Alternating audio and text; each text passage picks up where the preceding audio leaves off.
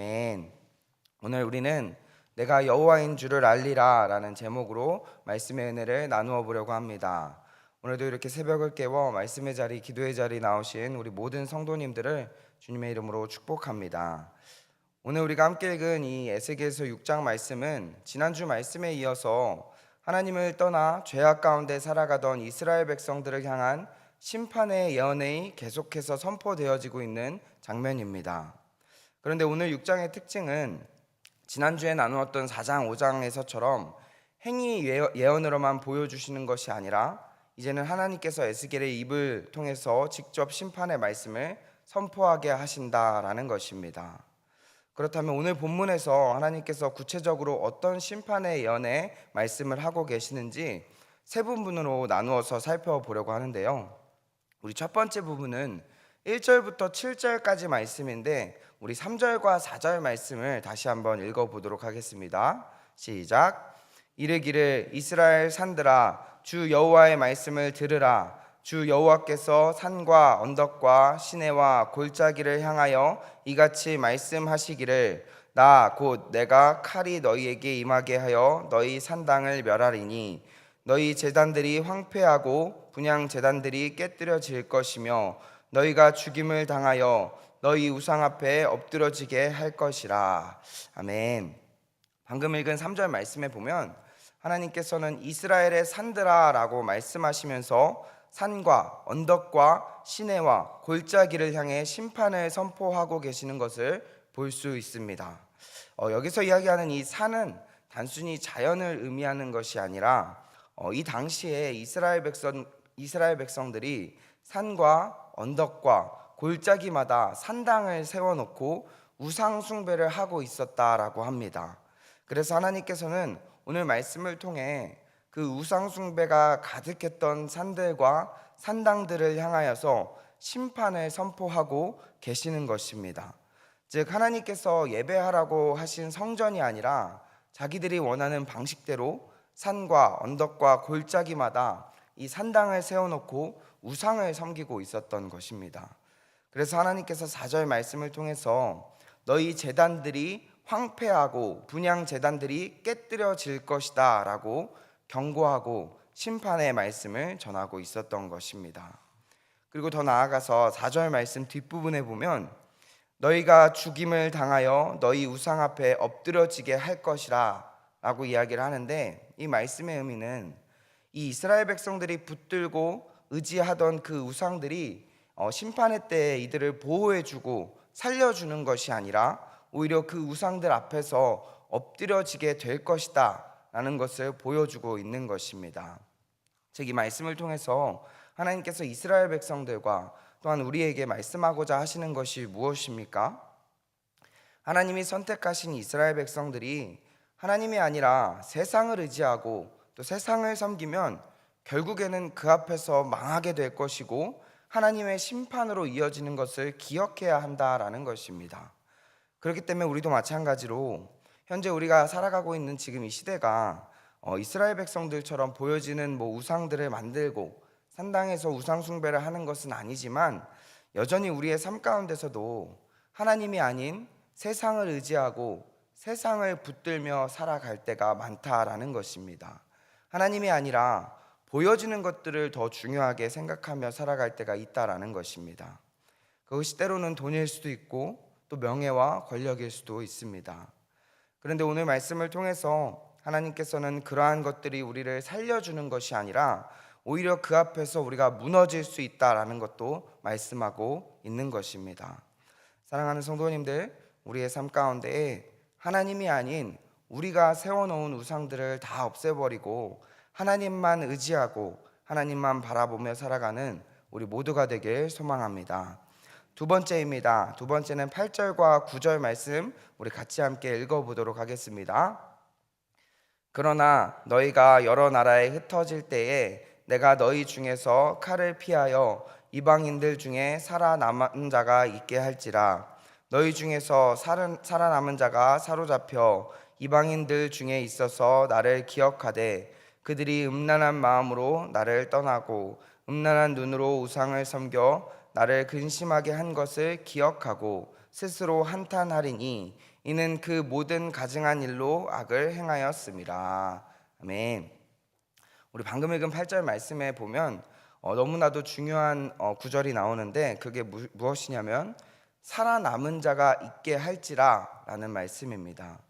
무슨 말씀이냐면 하나님께서는 계속해서 이스라엘 백성들을 향해서 심판할 것이다, 멸망할 것이다 라고 말씀하시다가 그 심판 가운데 살아남은 자가 있게 할지라 라고 말씀하고 있습니다.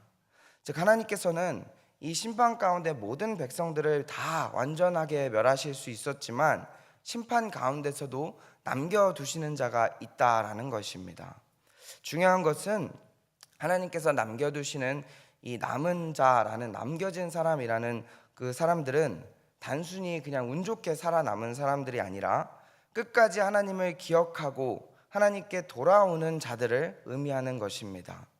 그런데 이러한 모습은 이 에스겔서뿐만 아니라 성경 여러 곳에서도 우리가 볼 수 있는데, 대표적으로 우리가 알 수 있는 것은 엘리야 선지자의 이야기입니다. 우리 열왕기상 19장 18절 말씀을 제가 한번 읽어드리도록 하겠습니다. 그러나 내가 이스라엘 가운데 7,000명을 남기리니 다 바알에게 무릎을 꿇지 아니하고 다 바알에게 입맞추지 아니한 자니라. 방금 읽은 말씀에 보면 엘리야가 갈멜산에서 바알과 아세라 선지자들 850명과 엘리야 혼자서 싸워서 승리한 다음에 이제 아합과 이세벨의 위협을 받고 광야로 도망가게 됩니다. 그리고 그곳에서 이제 하나님, 저는 혼자여서 너무나 힘듭니다, 어렵습니다 라고 이야기를 하는데, 그때 하나님께서 엘리야 선지자에게 내가 바알에게 무릎 꿇지 않는 7,000명을 남겨두었다라고 말씀하십니다. 즉 열왕기상에서도 그렇고 오늘 함께 읽은 에스겔서 말씀에서도 그렇고 하나님을 기억하며 하나님께 돌아오는 자들을 남겨두시고 그들을 통해서 하나님의 뜻을 계속 이루어 가신다라는 것입니다. 그렇다면 하나님께서 남겨두시는 자들은 어떤 사람들입니까? 우리 9절 말씀을 제가 한번 읽어드리도록 하겠습니다.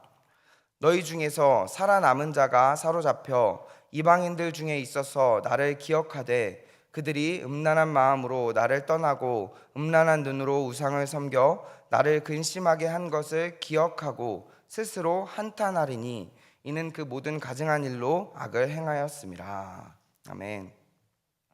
우리 방금 읽은 9절 말씀에 보면 하나님께서 말씀하신 이 남아있는 자의 특징들이 무엇이다 라고 하냐면 하나님을 기억하는 자라는 것입니다. 즉 죄악의 심판 가운데서도 다시 하나님을 찾고 하나님께 돌아오는 자들을 이야기하는 것입니다. 그렇다면 오늘 이 말씀을 통해서 하나님께서 이스라엘 백성들에게 무엇을 말씀하십니까? 단순히 남아있는 자가 있다라는 그러한 위로의 메시지라기보다도 그들도 살아남아있는 자가 되기 위해서 죄 가운데 돌이키라 라고 말씀하고 있는 것입니다. 죄 가운데 심판이 있을 것이지만 그 심판 가운데 낭만과 좌절하며 끝나는 것이 아니라 다시 하나님께 돌이키는 자가 되어야 한다라는 것을 말씀하고 있는 것입니다. 사랑하는 성도님들, 하나님께서 찾으시는 사람은 죄 가운데 아예 넘어지지 않는 사람들만이 아니라 넘어졌지만 다시 하나님을 기억하고 돌아오는 사람들도 하나님께서는 남은 자로 기억하여 주시고 그들을 통해 하나님의 뜻을 이루어 가신다라는 것입니다. 우리 마지막 세 번째입니다. 마지막 세 번째 예언은 11절부터 14절까지 말씀인데, 이 세 번째 예언은 하나님께서 이스라엘 백성들을 어떠한 방법으로 심판하시는지, 그리고 그 심판을 통해서 무엇을 말씀하고자 하시는지가 또 적혀져 있는 것을 볼 수 있습니다. 우리 먼저 12절 말씀을 함께 읽어보도록 하겠습니다. 12절입니다. 시작. 먼 데에 있는 자는 전염병에 죽고 가까운 데에 있는 자는 칼에 엎드려지고 남아있어 애워싸인 자는 기근에 죽으리라. 이같이 내 진노를 그들에게 이룬즉. 방금 읽은 말씀에 보면 멀리 있는 자는 전염병으로 죽고 가까이 있는 자는 칼에 엎드려지고 남아있는 자는 기근에 죽게 될 것이다 라고 이야기를 하는데, 하나님을 떠나 우상 숭배하며 죄 가운데 살아가는 이스라엘 백성들을 하나님께서 심판하실 것인데 그날이 올 때에 누구도 아무도 이 심판을 피해갈 수 없다라는 것입니다. 그렇다면 하나님께서 이렇게 심판을 내리시는 그 목적은 무엇입니까? 13절 말씀 제가 한번 읽어드리도록 하겠습니다. 그 죽임당한 시체들이 그 우상들 사이에 제단 사방에 각 높은 고개 위에 모든 산 꼭대기에 모든 푸른 나무 아래에 무성한 상수리 나무 아래 곧 그 우상에게 분향하던 곳에 있으리니 내가 여호와인 줄을 너희가 알리라. 아멘. 방금 읽은 말씀에 보면 내가 여호와인 줄을 너희가 알리라 라고 말씀하십니다. 하나님께서 이렇게 심판하시는 이유는 이스라엘 백성들을 망하게 하기 위함도 아니고 이들을 완전히 끝내버리시려고 하는 것도 아니고 참된 하나님이 누구이신 줄을 알게 하기 위함이다라는 것입니다. 우리 이스라엘 백성들은 하나님을 몰랐던 사람들은 아닙니다. 이미 하나님을 알고 있었고 은혜를 경험한 자들입니다. 그런데 이러한 이스라엘 백성들이 하나님을 알고 있고 하나님을 믿었지만 하나님만 믿고 하나님만 의지하며 살아갔던 것이 아니라 세상의 우상들을 섬기고 같이 세상의 우상들을 섬기고 의지하며 살아가고 있었던 것입니다. 그래서 하나님께서는 오늘 말씀을 통해서 너희가 의지하고 있었던 그 우상들은 다 무너질 것이고 너희가 의지하던 그 우상들 앞에서 너희가 넘어질 것이다 라고 말씀하고 계시는 것입니다. 사랑하는 우리 성도님들, 오늘 말씀의 내용은 여기까지인데 오늘 말씀을 다시 한번 정리를 하고 마무리하려고 합니다. 오늘 함께 나눈 에스겔서 6장 말씀은 에스겔 선지자를 통해서 세 가지의 메시지를 주셨습니다. 첫 번째는 무엇입니까? 하나님이 아니라 산당에서 우상 숭배하며 살아가는 이스라엘 백성들을 향해서 너희가 섬기는 우상들이 다 무너질 것이고 너희 또한 그 앞에 무너질 것이다 라고 말씀하셨습니다. 두 번째입니다. 두 번째는 하나님께서 그 심판 가운데서도 남겨두시는 자가 있다라고 말씀하셨습니다. 그리고 그 남겨진 자는 하나님을 기억하고 하나님께 돌아오는 자라고 말씀하고 있습니다. 마지막 세 번째는 하나님께서 이스라엘 백성들에게 심판하시는 목적에 대해서 이야기하셨습니다. 하나님께서는 우상 숭배하며 살아가는 이스라엘 백성들을 칼과 기근과 전염병으로 심판하실 텐데 그 심판의 목적은 이스라엘 백성들을 끝내버리시려고 하는 것이 아니라 여호와 하나님이 누구이신 줄을 알게 하시기 위함이었다라는 것입니다. 사랑하는 성도님들, 오늘 말씀을 통해서 우리에게도 동일하게 말씀하십니다. 혹시나 우리의 삶 가운데에 하나님보다 더 의지하고 있었던 것이 있다면 정말 하나님 앞에 그 모든 우상들을 다 내려놓고 하나님만 의지하며 살아가는 우리 모두가 되었으면 좋겠습니다. 그리고 더 나아가서 정말 하나님께서 남겨두시는 자의 삶을 살아가기 위해 하나님을 기억하고 다시 회개하고 하나님께 돌아와서 남겨진 자의 삶을 살아갈 수 있는 우리 모두가 되길 주님의 이름으로 축복합니다. 기도하겠습니다.